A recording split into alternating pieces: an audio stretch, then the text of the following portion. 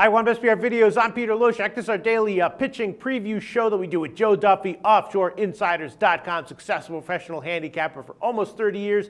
Right now we're going to cover Friday, May 29th. Joe Duffy, thanks for being back with us. Thank you for having me, Peter Loshak. All right, Joe, everything going well at offshoreinsiders.com. I noticed the underdog started picking it up a little bit over the past week or so. How have things been going there in baseball for you? It's going well, and I'll tell you what, one of the single biggest myths in gambling is those people who think baseball's the slow time of the year. Sharps know otherwise, and we prove it and we explain why in the analysis at offshoreinsiders.com. All right, yeah, and you give hints of that in our starting pitching previews here, Friday, May 29th. I guess the first thing I want to ask you about is this guy, Mike Bolsinger, for the LA Dodgers, right? This guy is really dealing. A youngster, it's only been a few starts, but what to expect from here? He's going to be on the road at St. Louis. As we know, St. Louis can have a very productive offense, but his numbers so far are awesome. Do we expect a regression here or not? On the other side, Lackey, very reliable and solid this year. What's your take on Bolsinger in this matchup? Again, I try not to overanalyze something when a guy's got a .46 ERA. The only thing is, I guess he's been on a teeny bit of a pitch count for a guy who's pitched pretty well. They've only allowed him to pitch 19 and two-thirds innings pitch, but still he's been phenomenal. Keep riding him, and I expect him to certainly pitch if he keeps to pitching this well, maybe pitch into the 8th inning. I would just continue to ride him. Obviously, Lackey, not a bad pitcher either. He's pitched pretty well against the Dodgers in his career, but the Dodgers certainly have the pitching advantage right now, and Bolsinger's been overpowering guys with the 17 strikeouts and 19 in the third innings. Okay, and now, Joe Duffy, you don't mind when I ask you the toughest questions, right? I want the toughest questions. That's why I've been around so long. Here it comes. What do we expect from Anibal Sanchez? What's up with him, right? 14 earned runs over his last 2 starts, 5 home runs. But then the start before that was like an 8-inning, 1-run start where he got 9 strikeouts. On Friday, he's going to be on the road against the Angels. The Angels, that can be a lineup that can be held down or it can be productive. Seems like a ton of volatility with Anibal Sanchez in general this year. What do you think we can expect from him against the Angels? Boy, you're not kidding. That was a tough question, and you're not kidding about volatility because he in that last start, he went on a stretch where he actually retired 12 out of 13, so he's been very streaky. He's literally, looked like a Cy Young Award winner in like 1 3-inning stretch, and then all of a sudden he gets drilled. I think it's very clear if you can get to him, that's the key, and he starts to unravel. And Anaheim certainly playing at home with a pretty good offensive lineup. I wouldn't be surprised if Sanchez does struggle. I guess really the thing you might want to do is if he starts to pitch well, bet Anaheim on the live line. If Detroit gets the lead, then jump on that live line expecting Sanchez to eventually get hit. Okay, well, one guy who's been very predictable, very excellent, very reliable, Cole Hamels, another dominant cruising start. It seems like start in and start out. He's going 7 or 8 innings, gives up 1 earned run each time. Now he's going to be at home against Colorado, a team that on the road, can be shut down. Chad Bettis, a rookie on the other side, having his ups and downs as rookies are expected to. Do we expect Hamels to have another excellent, stellar, dominant start against Colorado? He's been great. Good thing for me that I have general rules of thumb, but I use a lot more metrics. I said that Hamels is the type of pitcher that I like to fade because I like fading very good pitchers on bad teams, and Cole Hamels clearly fits into that category, but he's been picking up wins. He's got an ERA of just 2.23 in his last 7 starts. There's no question that Philly has a big advantage in the pitching column there, and it'd be tough to fade Hamels even though he would fit in my general rule of thumb as the type of pitcher that I normally like to fade. But the way he's pitching and going against a mediocre pitcher, if anything, you might even look at Philadelphia on the run line. And then you don't mind the tough question, Joe Duffy? Because I know it might not necessarily make you look, the easy questions make you look great. The tough ones are tough to handle, but I can just throw them at you?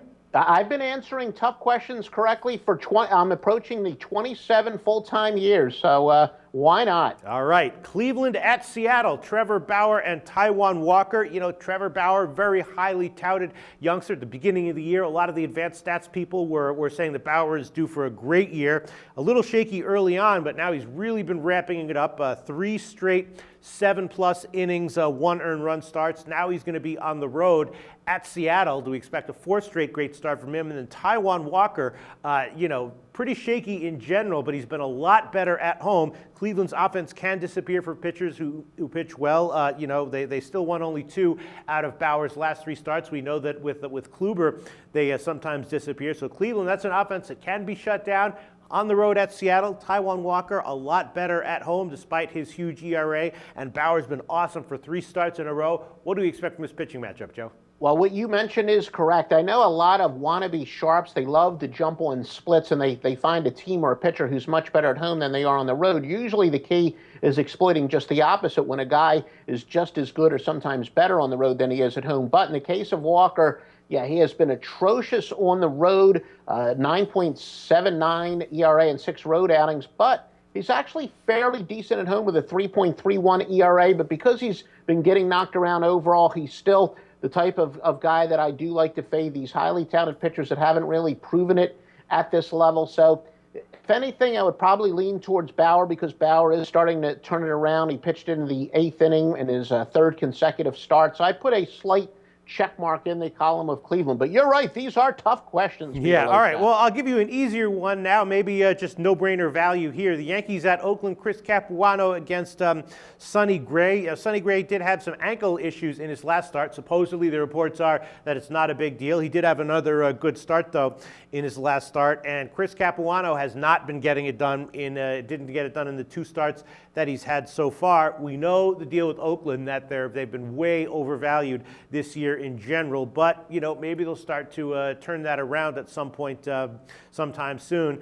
But on paper, it looks like a big pitching advantage for Oakland, and maybe we want to bet into that. What do you think, Joe? But as you said, you're right. Sonny Gray, without question, it is a big pitching advantage, but Oakland is not exactly a team known for giving their guys run supports. Sonny Gray is 5-2 in his decisions this year, but he's got a 1.77 ERA, and as well as he's pitched even in his last 3 starts, Oakland's lost 2 of them, so it's really a matter of run support. There's zero question that Oakland's got the big pitching advantage, but with Oakland's so-so run support, I mean, Gray pretty much has to pitch splendidly. Yeah, but they can get to Capuano. I mean, he's pretty much, just a placeholder for now going on the road against Oakland. They should be able to Gray at least a little bit here, right?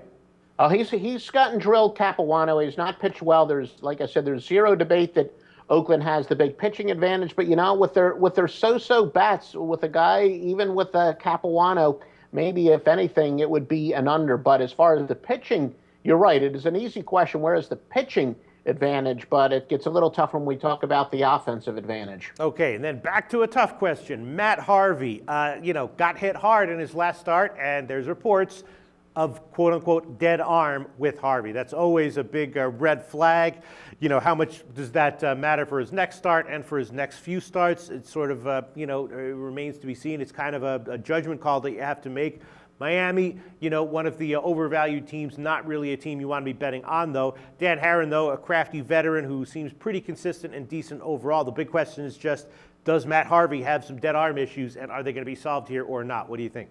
It would make you nervous. He's a guy who's had some arm troubles in the past, but as of right now, I wouldn't jump off of the bandwagon. But I think the Mets have been overachieving, so they might be somewhat overvalued. Of course, Harvey is a fantastic pitcher, but his value is at his peak. And, Miami, they've obviously gotten off to a terrible start. They're a bad team. Are they as bad as they've shown this year? I don't think so. And as you said, Herron's been pitching well. In his last 2 starts, he's got a 1.29 ERA, so there might be a little bit of value with Herron, considering that Harvey did get knocked around his last time out. All right, and then back to an easier question. Yeah. Steven Strasburg and Anthony DeSclafani, Guido on the mound, Washington at Cincinnati. DeSclafani had a good start last time, but Cincinnati still lost. They lost 5 of his last 6 starts. Now he faces a tough Washington lineup in a hitter-friendly park, Cincinnati.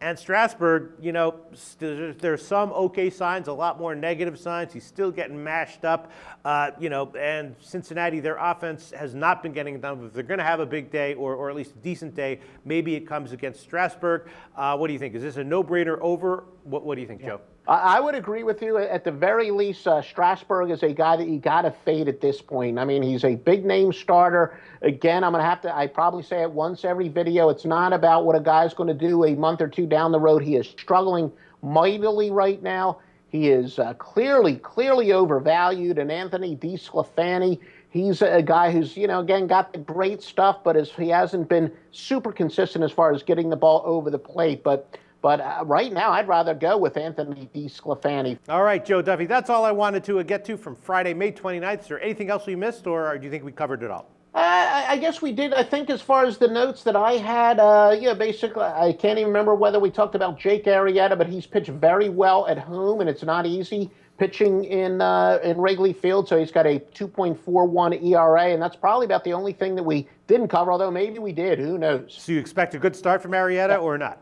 Yeah, when you have a guy who's got a strong history of pitching well in a hitter's ballpark, I would say that's a good value play for sure. All right. Thanks so much, Joe.